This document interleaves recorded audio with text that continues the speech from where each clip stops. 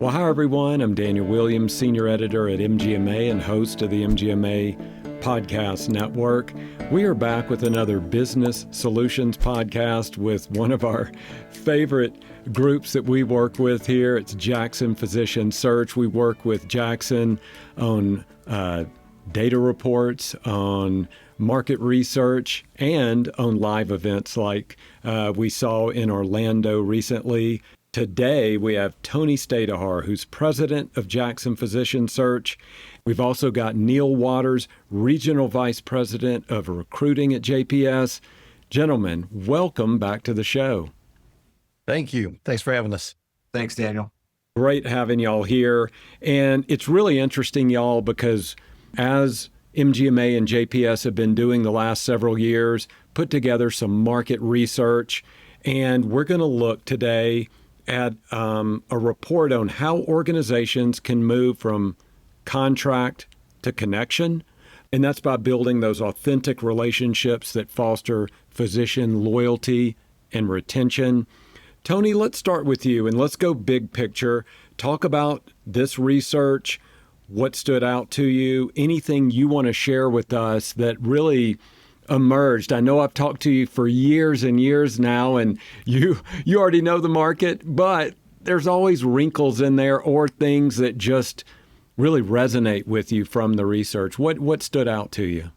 It's always interesting to me when you do these types of papers, and I love that we've been doing this with y'all for the last few years because it gives you the opportunity to say, we look at what's reality for a physician. You know, we're asking these questions of physicians, but then we also have to ask it from the administrative standpoint, because that's the only way we're going to find, are we really speaking the same language? Are we on the same page? And I think the thing that really came out of this to me, very similar to some of the past research that we've done, is that physicians go into this first job coming out of their programs, and they typically stay in these jobs, and they have the anticipation that they're probably going to stay in jobs for 3 years or less. So almost 60% of the physicians coming out of programs will be in their first position for 3 years or less. The part that never ceases to amaze me, though, on the administrative side, they believe the physicians coming out of their first practice are with them for at least 6 years. So you wonder, like, how does that happen? How do you have that big of a discrepancy between the two sides? So that's always a really fascinating piece to me of these programs that we do. But I think the other things that came out of this were just trying to find out the reasons why physicians leave these practices. And I think we'll be diving into that in some of the questions that you're going to be asking. Neal's going to have some great insight on some of this as well. But I think it's very interesting to find out that you would think that a lot of the reasons you always hear, the reason people leave practices is because of the financial rewards or lack thereof, if you will. And in essence, it's really not the main focus or the main reason why people leave their first practices. So I think some of the things we're going to be talking about will open some of the doors to this and kind of surprise everybody a little bit. Yeah, thank you so much for that, Tony. And you and I have had a lot of discussions about that disconnect there. And so hopefully we can shed some light on that today and just share a little bit more with our MGMA listeners. So thank you for bringing up that point about that gap in expectations. So I'm going to turn to Neal now. Neal, from your perspective, are there red flags? And if there are, what are those red flags that give you an indication as a practice leader that that physician may not be in it with you for the long haul? Yeah, great question, Daniel. Where do we start, right? Yeah. On the red flag, the answer is yes, there definitely are, but there are some that are specific to the individual. You know, Tony had mentioned the disconnect, right? And a disconnect, where does that come from? Not being able to truly know your employee, your physician, you know, that person who's an employee of your organization, being too far apart. So I think, you know, some of those red flags can be specific to that individual, their personality, what their career aspirations are. So I think it really starts from even before they start, you know, even the pre-boarding, the onboarding. I think, you know, our paper touches on, you know, all these subjects, but it's making them feel heard, welcomed from the very beginning, or even, as I mentioned, before they start. But, some generalities once they get into a position, whether it's the first few months, first year, first couple of years, just engagement. Are they being engaged with staff? Does it seem like they're making an effort outside of just their patient contact hours? Are they getting involved in the community? Are they getting involved in events that the hospital might be putting on in the area? So it's, that's a pretty basic barometer across the board, is just to typically look at engagement. How happy do they seem? Are they stressed? Are they, worried about their income guarantee going away at the end of 1 year or 2 years? Those can be some red flags, and I think opens up hopefully early healthy discussions to get ahead of those things and try to get them corrected on the right course before it's too late. Right. Yeah. Thank you for sharing that. I'm going to turn back to Tony for this next question. And in going through the data, it was alarming to me that it said more than 1 in 4 physicians at least consider leaving within that first year. Tony, we know that early part, that onboarding and that integration is vital, but what is it about that? What is it about those early months, and what can be done about it? Yeah. And I think we probably talked about this on some of our webinars before, Daniel, Right. but recruiting and relocating somebody to a new location, especially when it's a new position and it's their first, the first opportunity coming out of program, there's such a psychology to recruiting and bringing people into the fold, so to speak. But keep in mind, these physicians are coming out of programs where they're in a very protected environment, and where they know people, they've known people for years. Their family's kind of gotten ingrained in the community. They've been there at least 3 years, maybe longer if they finished med school in the same place. But they're in a situation where there's some feeling of security. Now it's going off into the great unknown. Now, in many cases, physicians will make the easy decision to stay either where the physician's from or where their spouse is from, or in some cases where they did their residency program. And too many times they do that because it's the easiest thing to do. It's the quick and easy thing to do. I don't have time to really go out and find what's right for me.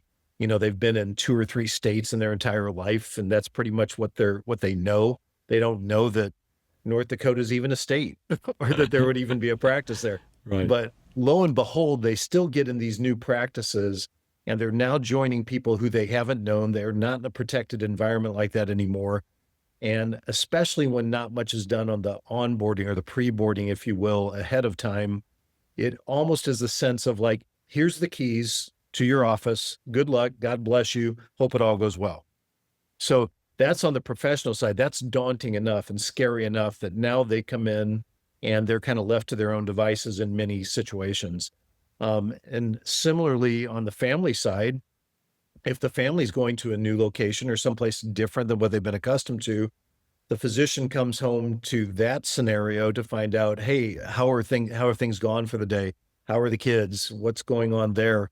And there can be a certain level of despair and concern and almost like feeling overwhelmed if they don't have consistent communication, to Neal's point earlier, if they don't have consistent communication and feedback and people saying, hey, how's it going? How are you doing? What can we do better? What can we do to help you? So I think that people who go into that with very little pre-boarding are already at a disadvantage. And then when they get there, if they don't have things set up for ongoing communication, then it's a potential recipe for disaster. All right. Wow. Neal, I want to turn to you for the next question. This was yet another statistical point that really caught my attention. It was showing that recent grads are leaving their roles even faster than later career physicians. Are there trends, or what is driving that? Because that did catch me. I thought maybe they might want to, really establish themselves in a place, but no, that doesn't seem to be the case from the data here. Yeah, it was eye-opening when we saw it, but after we digested it a little bit, it made more sense. because we experience it and we see it, on a daily basis. But it really comes down to a big part being generational. Okay. It's a completely different generation. The generation now is much different than the baby boomer generation that in most cases went into their first job search and they were thinking in their heads, I want to pick a place where I can see myself starting a career and having a career long-term where I'm going to prove myself and I'm going to build a practice, I'm going to give it all I've got. And not to say that this newer generation isn't going to do that, but it's been a role reversal a little bit more so. They're in such high demand that they're coming into the first position saying, I think this could be a good fit. It's my best guess and I'm going to give it a shot, but it's up to you, employer or group, to prove to me that this is a great place to work. Otherwise, I've got a million different other options. So it gets down to, again, that the generational differences of how they view positions, employers or group settings and what the expectations are. Okay. Tony, for the next question, I want to talk about something that I think you and Neal have both brought up. It's that pre-boarding process.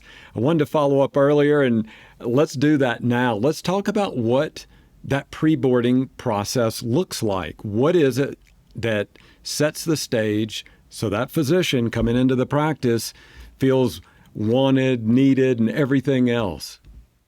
Yeah, great question. Let me give you an example from like our experience. So here we are, the firm that is working with a group practice, for example. They've hired us to do this, and there's a lot of work that goes into it. There's so much upfront work, anticipation, planning, strategy, that sort of thing. How do you recruit the person? How do you find the right person? How do you get them in for the interview? You go through this whole process, and it's a long, arduous, drawn out process. If you're lucky, you can be done in 90 days. In some cases it takes 6 months, a year, but you go through this and you get that doctor and you finally say, oh gosh, we've got the one. This is the one. We know it's great. There's that sense of just like an exhale to say, finally done it. Right. So, you've now signed the contract. You've got it done. And in reality, there's more work to be done, but it's like a little bit of an exhale because you're saying, well, this position is probably not starting in some cases a year, 18 months. It's that far ahead, especially when they're finishing their program. Sometimes it's a little quicker, but usually there's that much time in between. So what happens? We are on to our next client, our next assignment, and the client now who signed the contract is feeling like, okay, I've got a lot of other fires to put out. I've got things to do, as we all do in our daily routines. And you just start losing track and you forget about the people that you've just signed. You're just assuming they're ready to go. It's done. You really don't have to do much. You'll see them when they get there. We'll talk to you when the moving vans are on the way. Exactly. So now in reality, what happens is that, as Neal alluded to, there's a huge physician shortage, as we're all well aware of. And so everybody's looking for these physicians. So in the meantime, these doctors, even though they've signed a contract, the world doesn't know this. So these doctors continue to get peppered with opportunities. And if if it's like, okay, well, great. I just got engaged to this guy. I haven't heard from him in 3 months. I think we're still engaged. I'm not sure, but they're still getting courted by other people. So this is really the reality of what can happen. So while physicians don't purposely go out and try to look for ways to break their agreements, they're getting hounded by these people. And if they're not being contacted by the people who've already signed them, they start wondering, is everything okay? Am I missing something? Should I be communicating? And it's incumbent on us as clients to be able to continue to start immediately reaching out to them.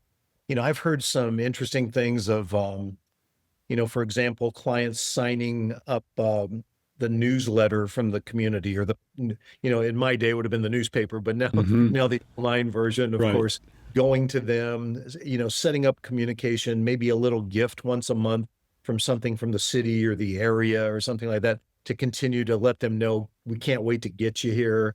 And in addition to that, also kind of assigning a mentor right off the bat, somebody that they can start relating to and just talking to occasionally, maybe once a month. Maybe somebody who's going to be a peer because as we'll talk in a little bit, peers are very important to new physicians as well. So somebody that they can talk to, and sometimes that peer doesn't always have to be on the physician side. It may be somebody who resonated with the spouse on the interview as well, who hit it off with another spouse in the community. They have some similar interests, and they just continue to reach out to them as though, we can't wait to get you here. What can I do to help you in the meantime?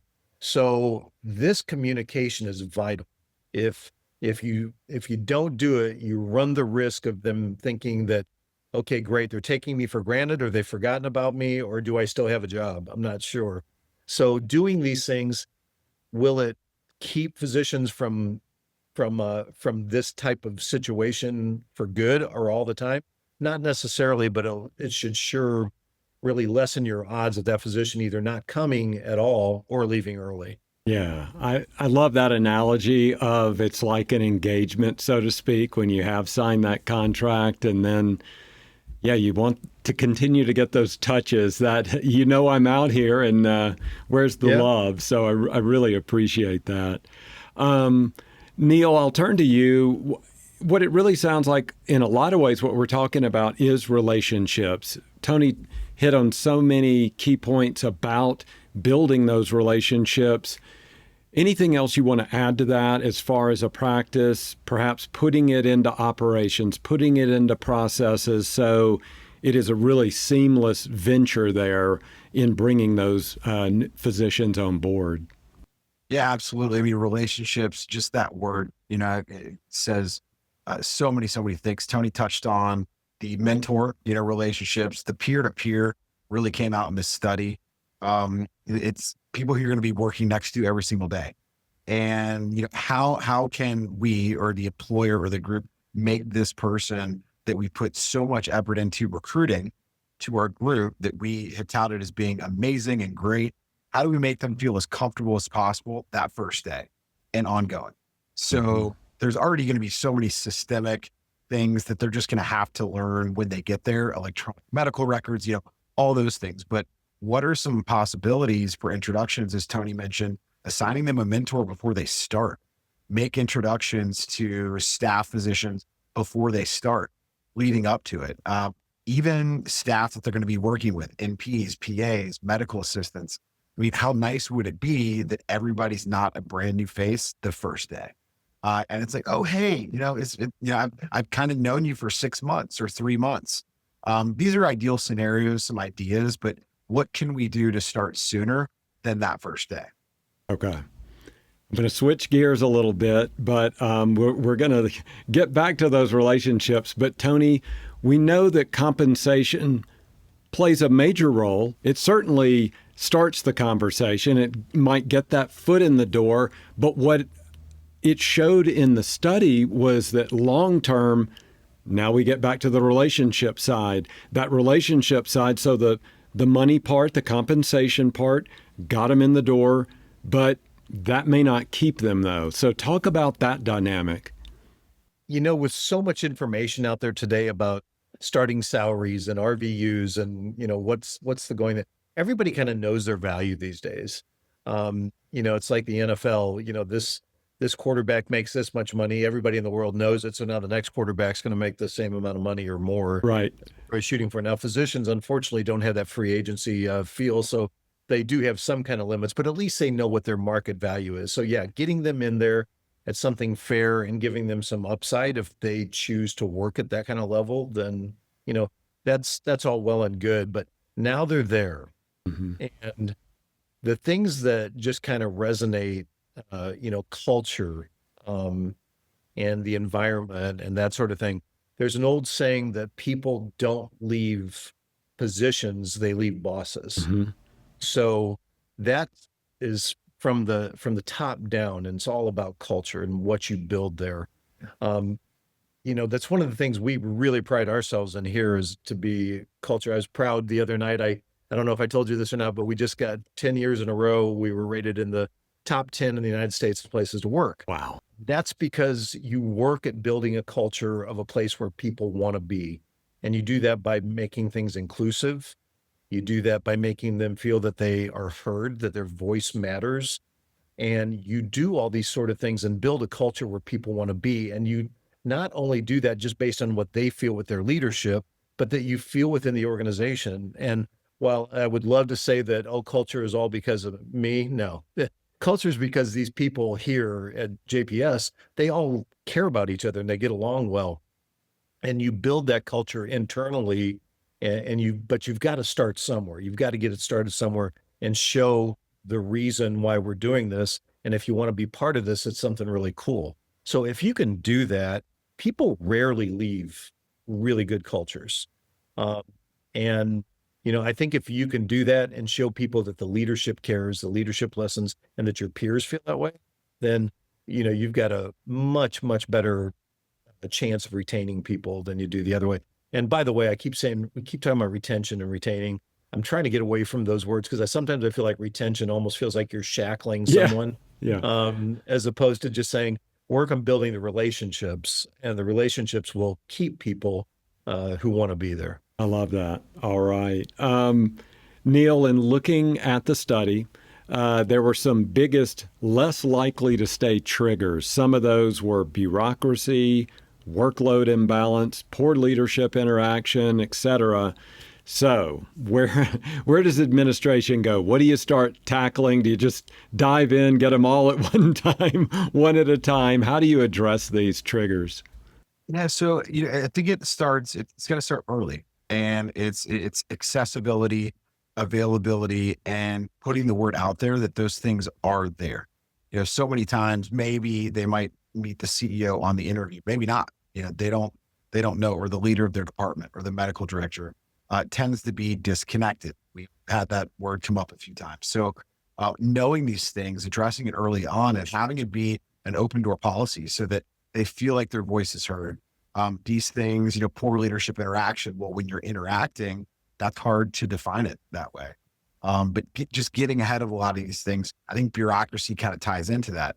It's a lot of times probably not bureaucracy, but the lack of knowledge of what's going on at a different level from the administrative standpoint. So, open communication, early, ongoing, can help a lot of these things. And Tony, we were talking a lot about getting that engagement going in the pre-boarding process, the onboarding process.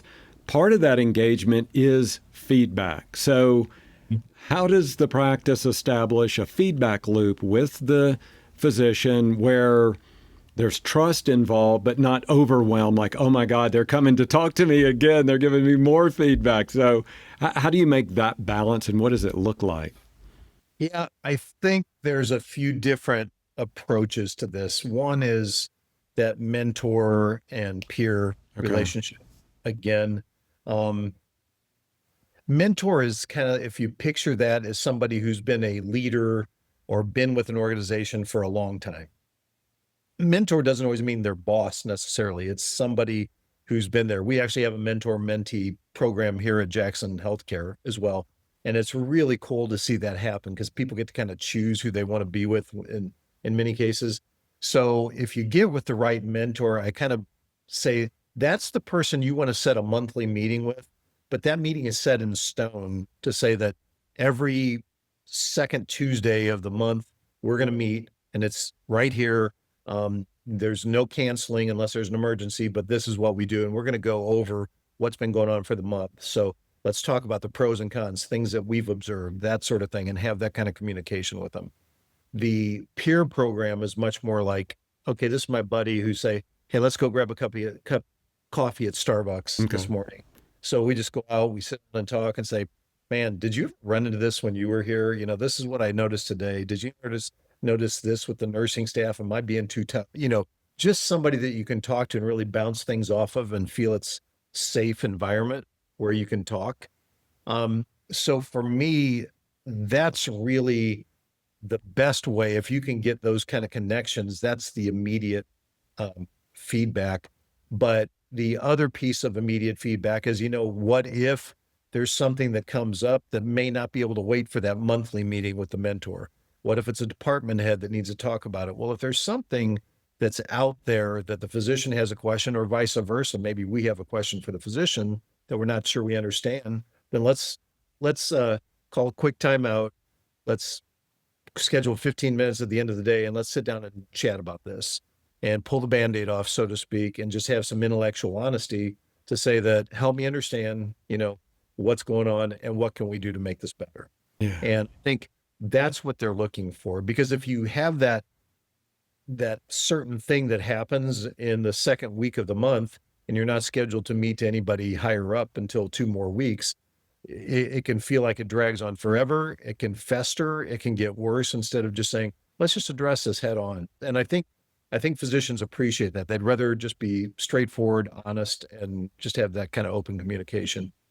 Neal, I've got a question for you. And the word culture has been brought up a couple of times. It can sometimes be this sort of nebulous term, like, okay, we've got culture here, we've got culture there, but how do you see it? How do you see it defined, where it is supportive of that physician, where they feel supported, they are part of an organization and a group, where there is trust from day one? There's trust, there's that engagement, all the things that we've been talking about. How are you envisioning culture in that regard? Yes, there's so many things we've talked about today and we talked about in this paper are the formula that makes up culture, or part of the formula that makes up culture. So we talked about relationships. We talked about creating these relationships, peer-to-peer, mentor, staff. Some of the most successful organizations from a cultural standpoint that I've seen over the past 20 years have been ones where people really like to be around each other. Tony mentioned, I feel like that's how, our campus here is at Jackson Healthcare. It's, people are smiling, not because they have to, but because they like being there. And, people are doing things outside of work. Their families are friends. They know about each other's kids. So, encouraging those relationships and breaking it down to you're not physician number 0021 on the payroll, you're Dr. Smith, and, I know you've got 3 kids and one of them plays soccer and so on and so forth. So, those relationships developing over time are really, really what helps to bring that culture together long-term. Okay.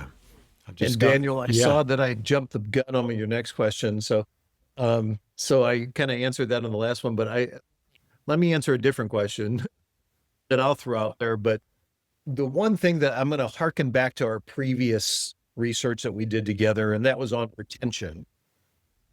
So relationships again, right? Relationships and not retention. But when you asked administration, it was something, I don't know if you remember this or not, but it was something like 79% of the administration said, oh yeah, we've got a great retention and great programs set up. Physicians love it. And then on the flip side, the physicians that were asked, like less than 25% said, what retention plan? No, we don't have a retention plan.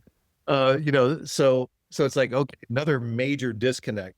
So the keys, how do you make this better? And this is a great way to help people become part of that culture, part of the organization, is bravo for wanting to build a program and build something that you can hear. But what you've got to do that, you've got to first start it. You've got to make sure you get something set up so you get consistent feedback from people to see, is this actually working? Is this actually resonating? Where are we missing the mark? But before any of that, you've got to get those people involved. If the key targets of building a program for helping people want to be there is for the physicians, it might be a good idea to actually ask them what they think or how they feel, or what would you think we should be doing? Get them on part of your committee for retention so you can have representation from the medical staff side, whether that's physicians, APPs, nurses, whatever, or all of the above. But that's a huge way to get them feeling like they're part of something. And you can do that right away. They don't have to be there for 2 years to be part of that. But still, if only 2 people out of 100 physicians are on that committee, so to speak, at least the rest of the physicians feel, well, at least we have representation here. Right. And we can, we're being heard, so we can get our voices heard through those people. Yeah, I love that. Thank you for sharing that. And I've got a final question here, and y'all can both chime in on this if you want to. I'll start with Neal.